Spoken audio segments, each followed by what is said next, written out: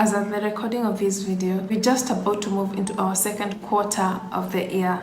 When we began this year, you were motivated, you had goals that you had set aside, you had the New Year's resolution, but right now, 4 months down the line, sort of you've missed that mark.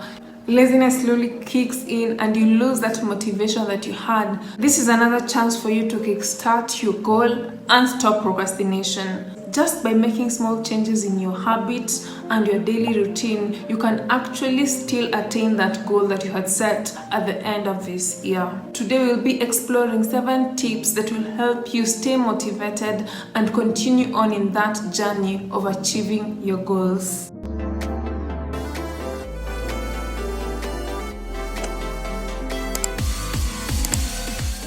Hello guys, welcome and welcome back. And if you're new here, my name is Janette. Without further ado, let's just get right into the video.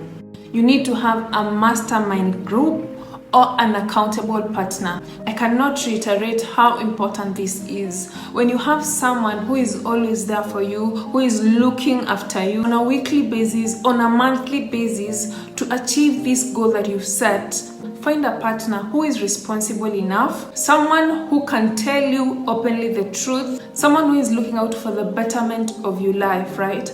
So when you have this accountable partner, ensure that you meet at least once every week or you communicate at least once a week. Take for example, you're a student and you're looking forward to passing your exams. So you look at that accountable partner to be someone who has already passed the exam. If you want to improve on managing your finances as a goal, you can take a person who has already passed that hurdle and can guide you towards that.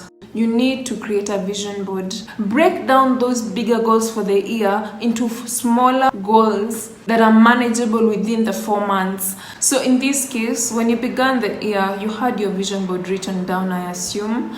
And secondly, maybe you had your goals also written down, if not a vision board prepared. But now when you're approaching the second quarter, one thing that can help you to be committed to that goal, have these 4 goals or 5 goals, whichever goals that suit you. Personally, I believe that let the goals not be more than 4 because we are working with 4 months. Don't have 100 goals within this quarter. Your goal should be specific.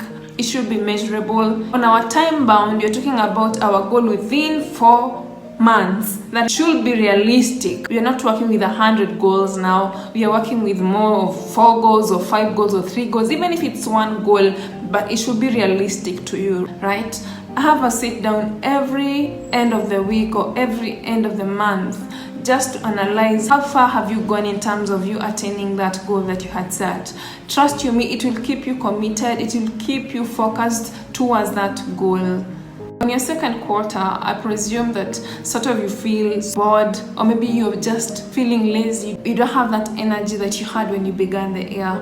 I'd really recommend anytime you wake up in the morning, have these positive affirmations. Morning positive affirmations are very important in your life. You keep on affirming yourself, speak positive things over your life. This is one thing that can build up your energy, right? So I'd advise you guys to start today. When you wake up in the morning and when you go to sleep, have these positive affirmations. You're above and not beneath. You're the head and not the tail if you're a student, right? Things that can build you up. You are strong and you're not weak. Even this shall pass. It doesn't matter how difficult challenges might be. Things like that can keep you positive. Your life will be smoother truly and your energy will be built as you continue on during the day. You need to create quiet times. I know it's difficult. Sometimes we feel that having those quiet times, we are wasting our time, but truly it's not. It's the time where we need to analyze our lives. It's the time where we think of where we are going, how we can handle challenges that are brought to us. These are the times where we can brainstorm through solutions of the problems that we have. Have a time locked out where you're quiet and analyze your life truly. See how far you've gone. See where you're heading. For me, it works well when I'm relaxed, maybe on a Sunday, right? Sunday afternoon. Sit down, think about the previous week. What are the things that you anticipated to do on the previous week that you haven't done? What went wrong that made you not achieve that? Thirdly, you can ask yourself, what can I do to rectify that? Having time blocks is very important and can help you achieve your goals. This second quarter, one thing that I'll encourage you to do is block your time. When you have a schedule of the things that you want to do, don't just list them down and you say within this day I want to have accomplished this. I'd encourage you to have the time blocks where you can sort of set by 7 to 8, this is what I want to do. By 8 to 9, this is what I want to achieve. When you have those time blocks, they can help you clearly see what you've done with your day, actually make you be more productive. Freeing up your working space or decluttering. The small things that we take for granted truly matter. When you free up the space where you're working, can help you be motivated to work, right? But when you get in a room that you're supposed to work on and you look like everything is all over the place, sort of you lose that motivation. Ensure that your working space is clean.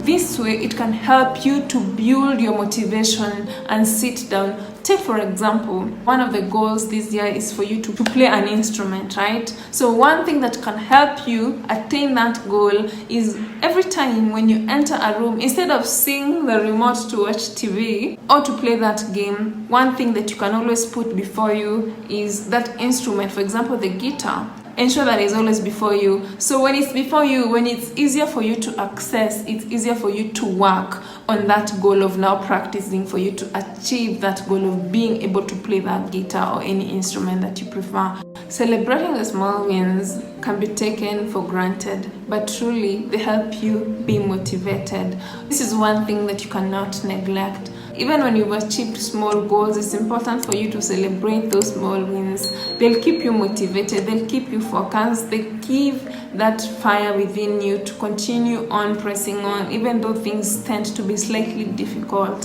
So I'll encourage you guys today, look at the things that you've done and start celebrating yourself. Before you write down the next things that you need to do or the next goals that you need to achieve within this second quarter, I'd like you to start first celebrating or appreciating yourself for having accomplished what you have stated to accomplish.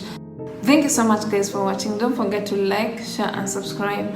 And if you like this video, I'm pretty sure you love this video right here. Cheers. There are people who are what do you mean? What do you mean? What do you mean? People who are ahead. There are people who are there are people who are ahead. There are people who are ahead. This is there the are worst. People who are ahead. Oh god, it's gonna be a problem, this one.